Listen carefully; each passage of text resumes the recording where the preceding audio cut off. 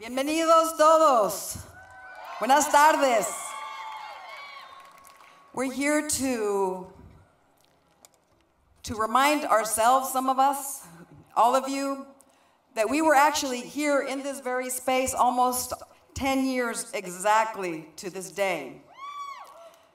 We were a group that had organized civil rights, and it was NAACP, LULAC, MALDEF, lots of angry parents, researchers, GI Forum.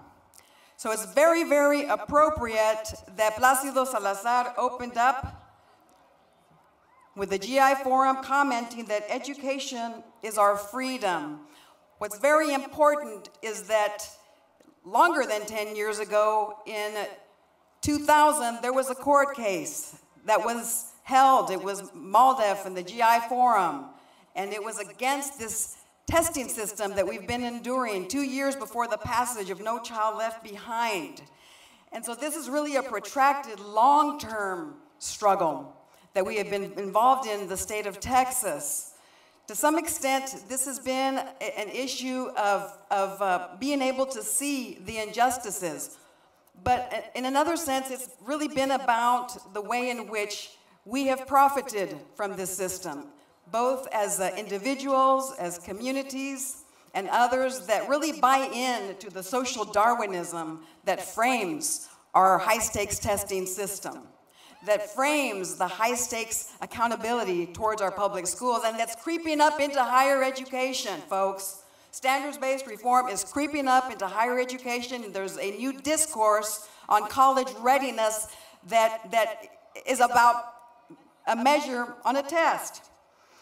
And what we need to do within higher education is, we've not mentioned that today, is to restore the $1.4 billion cut to higher education.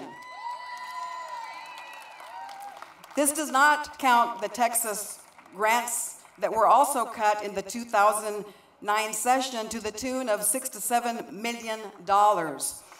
And in 2009, that amount still didn't fully fund the Texas grant program, which for so many of our children is the only educational funding that they get to go on to higher education.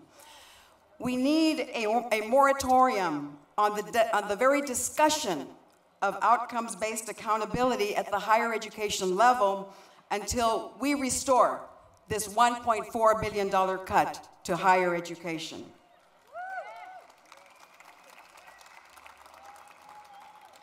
Luz was 7 years old when she was here protesting against the tests. She was a little kid, a little baby. She was holding a sign that said, "No más tests. No más tests." Okay? She and so many other children have been part of this for a long time. Again, the struggle isn't always so much about knowing. We've had the research. We know about the inequities. We just had a very massive, important school finance trial that yet again in our face is telling us what those inequities are. And shame on the Texas State Board and the Texas Education, the state of Texas that wants to appeal this funding when we should just be doing what's right from the very beginning. They want to appeal this court case, this school finance court case. What's that about, folks? Come on, give me a break. Let's fund our public schools. So a lot of this is, it's about, in part, innocent blindness. It partly is about people not knowing. I mean, just not having the data, not having the evidence, and it has to come to light for it to convince them. But you know, there's another part of it that is about willful not knowing. It's about basically playing into the hands of all of the special interests that are fully about corporatizing and privatizing and marketizing our public education system to the highest bidder. So Luz Zamora is going to sing to this idea of blindness with this song that I think can be a benediction for this march that you all well know, Amazing Grace. And then I'll follow with a song that will hopefully rouse us to search for a deeper connection to education that's transformational.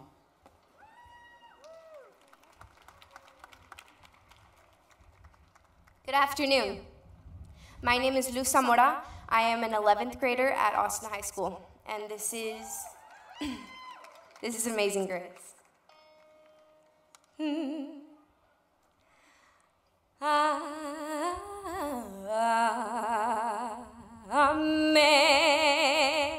Amazing grace, how sweet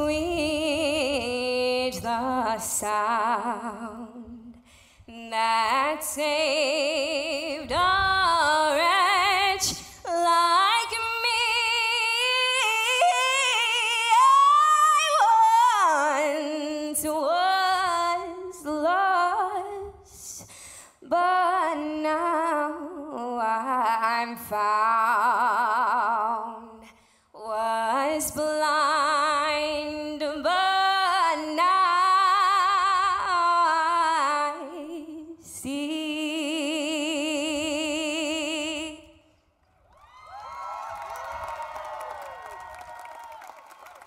Thank you. Thank you, Luz. So the next song is Ella's song. It honors Ella Baker, one of the heroes of the civil rights movement. And it's really about giving a voice to our collective quest for freedom. It speaks to leadership, the next generation that we're cultivating, people, and power. So I want everybody to sing this chorus when we get to it, okay? And it's really easy.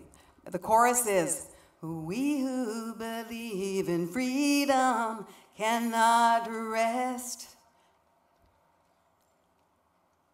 We who believe in freedom cannot rest until it comes, until the killing of black men, black mothers' sons is as important as the killing of white men, white mothers' sons. We who believe in freedom cannot rest. We who believe in freedom cannot rest until it comes. That which touches me most is that I had a chance to work with people, passing on to others that which was passed on to me. We who believe in freedom cannot rest. We who believe in freedom cannot rest until it comes. To me, young people come first. They have the courage where we fail. And if I can just shed some light as they carry us through the gale. We who believe in freedom cannot rest. We who believe in freedom cannot rest until it comes. The older I get, the better I know that the secret of my going on is when the reins are in the hands of the young who dare to run against the storm. We who believe in freedom cannot rest. We who believe in freedom cannot rest until it comes. Not needing to clutch for power, not needing the light just to shine on me. I need to be one in the number as we stand against tyranny. We who believe in freedom cannot rest. We who believe in freedom cannot rest until it comes.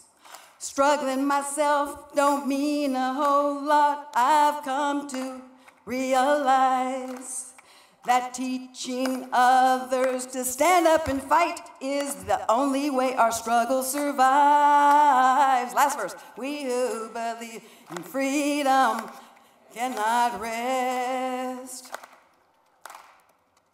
We who believe in freedom cannot rest until it comes. One more time. We who believe in freedom cannot rest. We who believe in freedom cannot rest until it comes.